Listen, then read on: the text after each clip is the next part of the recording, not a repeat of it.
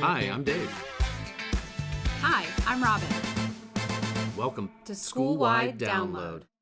Welcome back to Schoolwide Download. It's hard to believe, but this is our season finale. Our rookie year is almost coming to a close. So it's been fun. Yeah. So hopefully, if you've listened to any of our episodes, hopefully there's been things that you have taken away that maybe you've decided to give a go in your teaching practice to see if it helps. Yeah. And leverage maybe you just some liked technology. One of our stories. Yeah, maybe, or you've learned from a story of what not to do. Maybe that could be helpful. A couple of those have come up. But hey, giving you hopefully an opportunity to look at or have a lens to see EdTech that might be a little different than the one that you had before you started listening to our shows. Yeah. So today we are looking beyond the hype. So where is EdTech going? So much hype. I know. Where is it heading? What's real? What's noise? And most importantly, what should teachers prepare for in the future? We keep saying it over and over again. It's not going away. In fact, I just feel like it's like rapidly approaching. Like every time we talk, there's a new app or a new thing to try, or we spend a lot of time like looking into all these new things. Or an app that you've always used now does. To loosely use, now it has a new superpower. Yeah. Or there's something that, oh my gosh, did you see what that tool can do now? Yeah. So obviously we're in this space now. We're looking into the future, and what's next? What's going to be next? What's going to happen? Yeah. And before we get to what's next, one suggestion I always have, even with the pace of things changing so quickly, is if you have tools that you have taken the time to learn, just be careful. Yes, it's always, I think, wise to look at new things, but don't just jump ship to the new shiny thing when either you have grown accustomed to the usage of certain tools, your students have grown accustomed to certain tools. Yes, I think we should always be shopping, but don't buy everything that's out there until you've given what you have a fair chance, because there are so many things available. And what I think I end up doing, if I do shop around too much and try all those tools, I forget about the ones that truly worked for me. Right. Like the ones that worked the best, I might forget about because I'm too busy dabbling with the rest of the new ones. Yeah. I stay pretty true to the couple tools I've consistently used over this past year.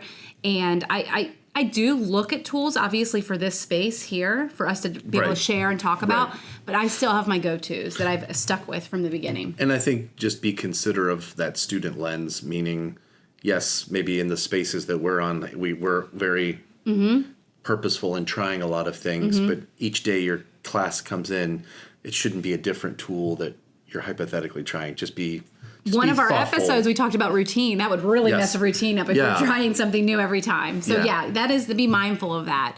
It might be exciting for you as the teacher, but think about your students.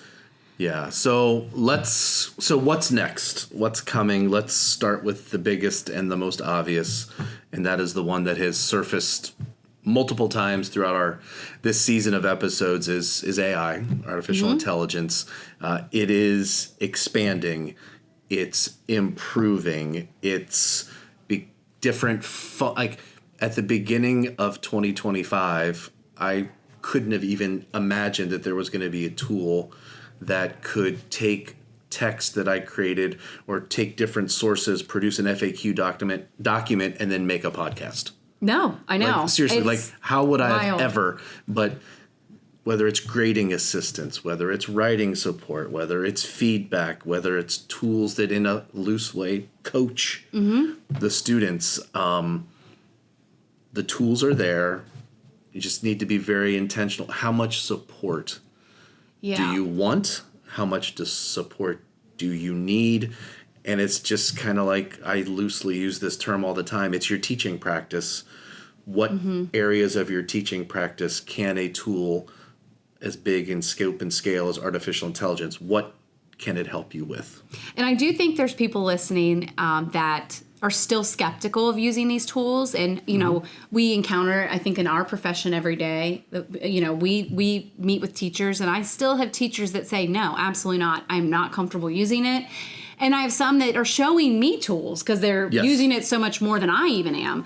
And I think you're right. It needs to be what you're comfortable with.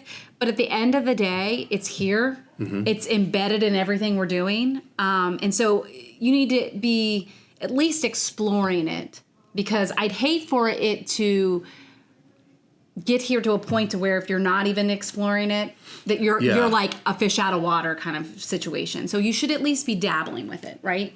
Yeah, and I think there is an expectation from, and I know this is not necessarily as hot a burning fire for an elementary teacher as maybe a high school teacher, but it's still part of the same desire, and that is that the business world, the higher education world, whatever pathway our students are going to go, there's an expectation that they become technologically literate in the K-12 schools. So there is an expectation that they're, you know, that there is technology being integrated by teachers and districts, and that students are accessing it and using it. So when they do that, you know, how does it enhance the learning? If it's kind of like that skeptical side of it. Like, you know what I mean? It's here to help us. Like, we know that. It can save us hours. But not every AI feature actually improves learning. Some of it might add distraction. 100%. Some might not be helping our students whatsoever. Sometimes things are embedded into what we do every day, and you might not really want it there. You know, we talked about this earlier, but right now within Google, Gemini is present. Gemini's in the waffle. So if you are a Google school, you have Gemini within your system. Yeah, unless your district admin has unchecked the box. Yeah. You go to that waffle, sorry math teachers, array, it's a waffle. It's there. You'll find Gemini. You'll find Notebook LM, which is what I was kind of referencing when it comes to it can create a podcast, actually can create now a video. Those AI, well, not embedded tools, which Notebook LM is, but Gemini, Google's ChatGPT, if you will, it's in the waffle. And I think you mentioned something where, I can't recall who, but maybe it was your husband. You said something like, Gemini is now present in his entire Google ecosystem, helping him with things that he may not necessarily want help with. And he is not an AI person. He actually was the slowest to even try AI. And it is now in his computer and on his emails. And he, you know, sorry, Gemini, but he does prefer ChatGPT. He likes the aspect of choosing to reword his emails, highlighting it, copying it, dropping it in ChatGPT, getting the response he wants, you know, cleaning it up and putting it back into his email versus Gemini just living there and giving you advice. He likes to have that choice. And so I think that's where we're at. Like when we say it's here and it's coming, it's literally here. Yeah. I mean, there are different things that are evolving and coming, but you're much more correct in saying it's here, which brings up some concerns when it comes to the ethics of it being here and what you can and cannot do. And as a teacher, you are right to ask, like, who owns this student data? These are things that you need to be aware of when it comes to what you do. Now, for me, the first thought was, if Gemini is now in my waffle, and I'm not answering this question, I'm just more curious about the answer to this question, and that is that AI tool now hypothetically safe in like a fenced-in yard? Like, is my students as my students as they interact with the tool now like, safe? Because is the yard fenced in? Or me as a teacher, is that now, okay, good, it's not going out into the great beyond for it to be scrubbed and used and analyzed. So is that like we should be really excited? Okay, Gemini's now in this safe space, and I'm a little bit nervous because I don't know the answer. And when we use that, is there inherent bias? Are there things that are baked into the system that I'm unaware of? And those are concerns. Yeah, because I mean, if I'm thinking about it, like if I actively click ChatGPT and I do a search or I'm doing something, I'm choosing to open the app and use it. But like the other day, you're like, check your waffle, and I did, and I'm like, oh my gosh, there's Notebook LM. Like I didn't put that in there. Now, do I pull up Notebook LM on the side of one of my tabs? But that's me choosing to. Now it's just there. Right. I don't know how I feel about that. Yeah, and when we talk about ethics, I think there's ethical concerns with students, and I think another example of ethical concerns comes more from the perspective of teachers. So, for example, I did a professional development session at a school district, and I actually was meeting specifically with the special education department, and I was sharing with them how AI might be a tool that they want to consider leveraging when it comes to the students that they service. And to be frank, I was maybe 10 minutes into sharing with them how AI could be a tool that a special education teacher could potentially save a lot of time with. And they literally told me, okay, stop right there. We're not comfortable with this, meaning our job as special education teachers is to write IEPs. I do not want technology writing IEPs. In fact, if you look at our, kind of like our district guidelines, the expectation is a special education teacher writes the IEP. That's like a 180. You got to like quickly go, okay, well, I'm here to do AI. So I pivoted because they understandably had a point. That's true. That am I there to share with them tools that ultimately could make their position or their jobs obsolete because now a tool can write an IEP instead of a teacher. So my pivot was quickly, okay, like let's, I'm certainly not going to we're not canceling mandate that they're going to do this. So I thought, turn around and walk out. Think about it in this way. If you've been servicing a student for 6 or 7 years now, and each year during the annual review, you're going to look at their previous years or their current year's IEP to develop another one. And well, sometimes do you struggle with what would be an appropriate accommodation based on the experiences that student has had this year? Well, maybe that's when you turn to AI and say, you know what? Oh, that's a great I don't want point. it to write the IEP, but maybe I just need a little brainstorming assistance with, hey, here's a couple of accommodations that maybe the AI tool enlightens. Oh, I didn't make that. That might be a good one. That's a really good point. A different type of lift. Yeah, and I've helped teachers with behavior improvement plans. They have to do a BIP, and you can only rack your brain for so many different techniques to use for certain behaviors. And so it's like leveraging AI to come up with the list, and then you choosing and writing it the way that you want. So their job isn't being replaced. It's just changing a little bit. It's just taking a little bit of that heavy load off. That's a lot of these things we've talked about. It's been that, just to lessen the load. And to their point, if you do go into some of these, I call them templated AI tools where they have already kind of done the prompting, if you will, a BIP generator, an IEP generator. So there are tools that have been developed inside some of these platforms to, and I guess that's the learning piece. Is it there to help you do it, or is it there to do it for you? And what level of assistance are you comfortable with? And more importantly, what level of assistance is appropriate? At the end of the day, though, you're going to have the teachers that lean on it too heavily. Yep. I mean, if we didn't have AI, they were leaning too heavily on something else. Worksheets, printing something out. And then you've got the teachers who, like you had, that were like, wait a minute, we still want to do this work. And so AI isn't changing any of that. It's still the same. It's just people are going to leverage tools tools differently. Yeah. This is going to absolutely date myself, but I'm going to tell you this story anyways. So when I was teaching middle school, we had an award that was given at the end of each middle school year. This was not a sanctioned award by the school district I was teaching in. This was a kind of like behind the scenes award. Okay. And what it was somebody took, and this is where I date myself, it was a movie reel where like you would show the movies that would go, and somebody spray painted it gold. It was called the winner of the golden reel. And it was for the teacher that showed the most movies throughout the school year. So it was a totally tongue-in-cheek award. Oh my gosh, that's funny. But my point being this, some people use technology or That's leverage what I mean. it It's heavily. the same thing. Some use it lightly, and it's just what's the sweet spot? Because kids like routine, but we also don't want to do the same thing every day. So that's a good point, appropriate though. usage. The movie teacher. That's right. Another thing to think about, too, is looking at all of our different districts. And, we're in so many different districts, small and large. And, you tend to see larger districts have more access to, different. Some are vastly, they're approaching that AI usage in the larger districts. Some of our smaller districts are a little bit more reserved, and they're not.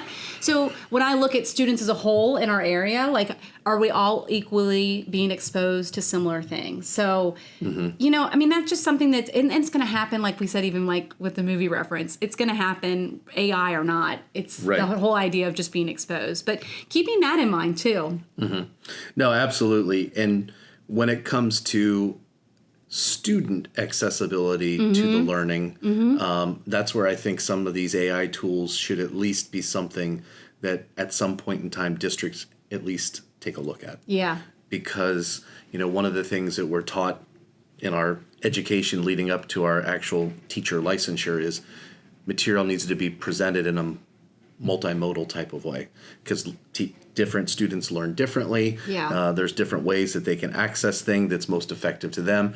But these technology tools, whether it's AI specifically or others, there's multiple ways for students to have access to it through audio, through video. The obvious benefit of tech when it comes to translation tools, text to speech, all of those are options. But we have not talked a lot. I mean, maybe for our next season, we need to touch on that, because we have not talked about the tools to help some of our students, like our English language learners, our students who struggle with, there's mobility issues. If they're typing, they can the talk to speech option.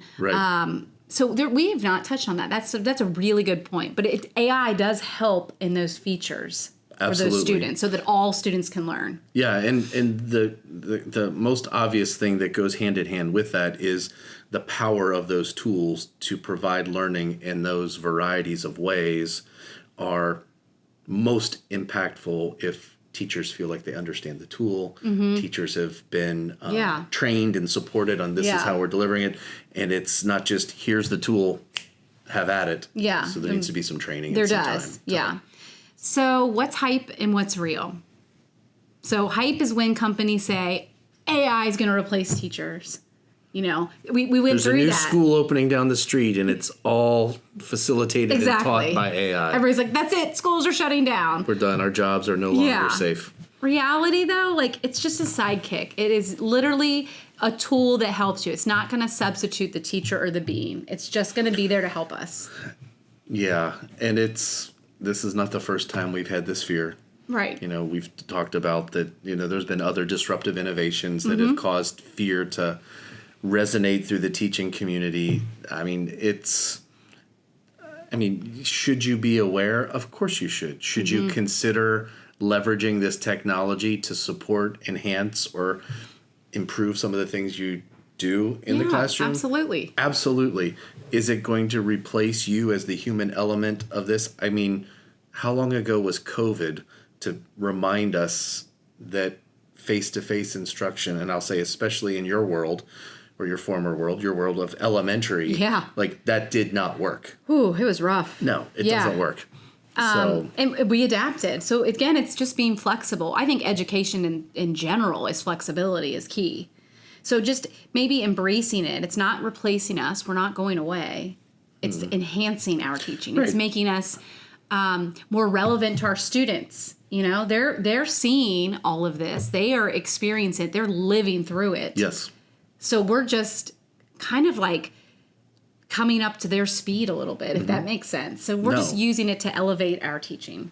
Yeah, absolutely. So awareness is essential. And some, just like any other previous technology, some teachers will lean a little bit more heavily into it. Others will not. But ultimately, we're still charged with the same thing, and that's building sound relationships with kids to deliver effective instruction. So just one way to think about this is, when you're thinking about the use of AI or any of these other tech tools into your classroom, is Does this tool help my students think more deeply, for example?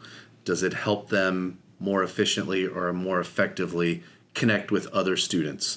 Does it help enhance what they create as a potential output based on a piece of content?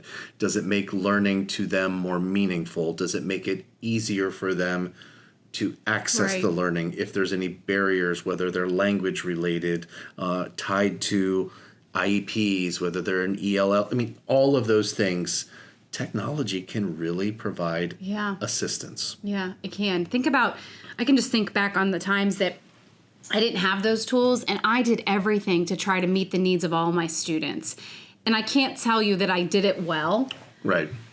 Because I wasn't the expert in that field, and I tried everything. But now with AI and tech tools, it would make my life easier, and it makes my students' life better. Like, they're going to feel more accepted, involved, and be able to participate in our class setting with these tools. But if you're listening to this and you're thinking as a takeaway, I got to put more technology into my classroom.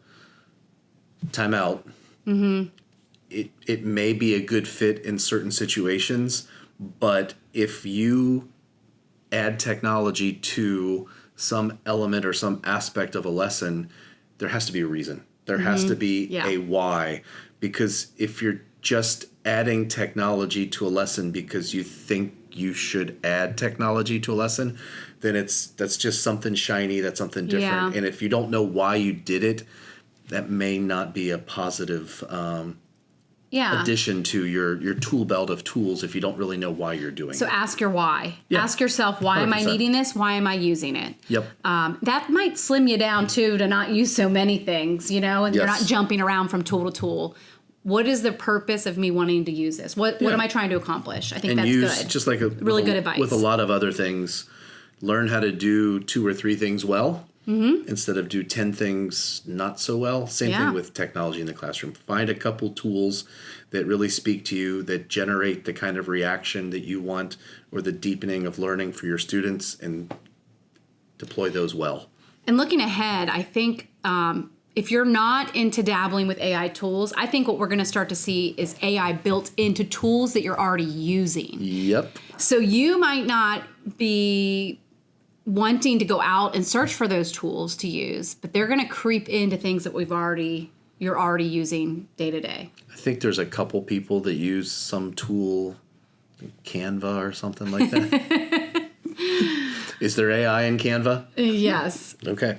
So a funny story, my mom was doing something marketing wise for her business, and she was so proud of what she made, and she's showing me, and I looked at her, I said, "You used AI?" And she said, "I absolutely did not. I used my brain. I didn't need AI." I said, what did you use? Canva. I said, which part of Canva? She showed me. I said, that was AI. She didn't even realize it. So it's just one of those things. It's kind of creeped into something that people already were familiar with. And now you've got these AI generator images and things that make life a little easier, a little bit more creative. And so that's what's going to start to happen, I think. And of course, that was okay that your mom used AI, but her. From what I'm hearing, she was pretty staunch in her statements that she's not using AI. She's not using it, but she's doing it without even realizing it. That's all right. Yeah, it's all good.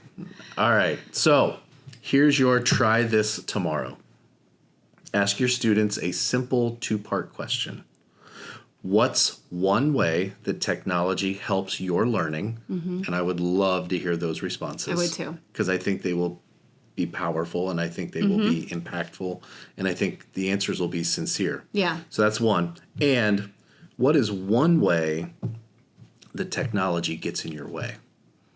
That's neat. I like that. So how does it help you? How does technology help you, or how are you using it? It's almost like a benefit and a barrier. And then how is it getting in your way? That's a good bell ringer. That would be something that I would put up and have them respond to when they come in the room. So I want to hear how that goes. We would love to hear comments. So leave comments. Yeah, let that us would be know. great. Yeah. Because, their answer is going to give you a pulse check on what's actually working for them.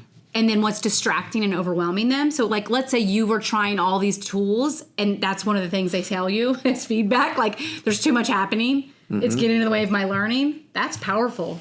Oh, absolutely. And to me, I can answer one of those questions. How does it get in my way? Yeah. Like, I think I realized this as it was happening, but I think the classic example, and this we can go back a little ways because this is not something brand new, but have you ever given those assignments to kids? And I do this sometimes as well.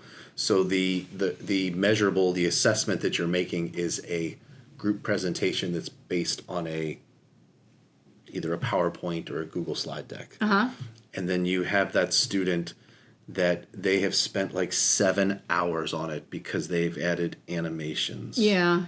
And all these different fonts and what color and what background and what image.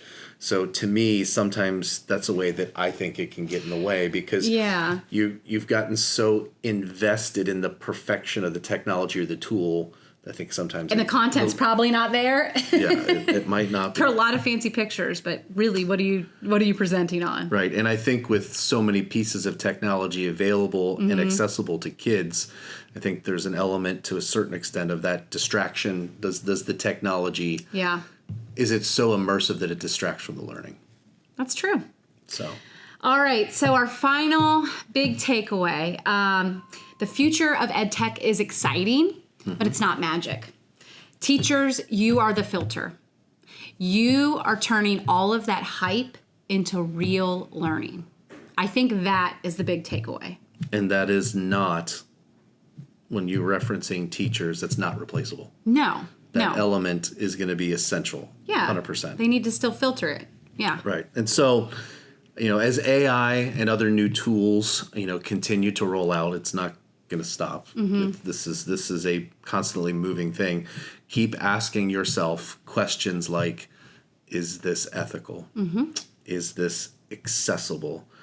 Does it help my students to think? Does it help my students connect? Does it help them create? Does it do a little bit of all of those? And in the end, is it ultimately what is best for my students? Because if those are no's, you need to rethink what you're using or how you're using it. That's a good point. So, well, that's a wrap for our season. So thank you for being a part of these conversations with us. We're done? Yeah, that's it. This is our last episode. We'll be back with some more practical AI tools for season 2, strategies, ideas.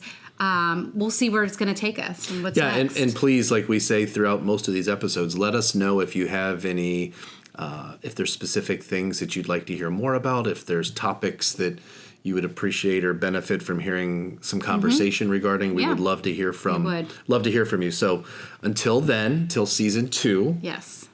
Keep it thoughtful, keep it balanced, and keep it school-wide. We'll see you next season. Thanks for joining us. Thanks for joining us for another episode of Schoolwide Download. Don't forget to like, share, and subscribe wherever you get your podcasts. We'll see you next time.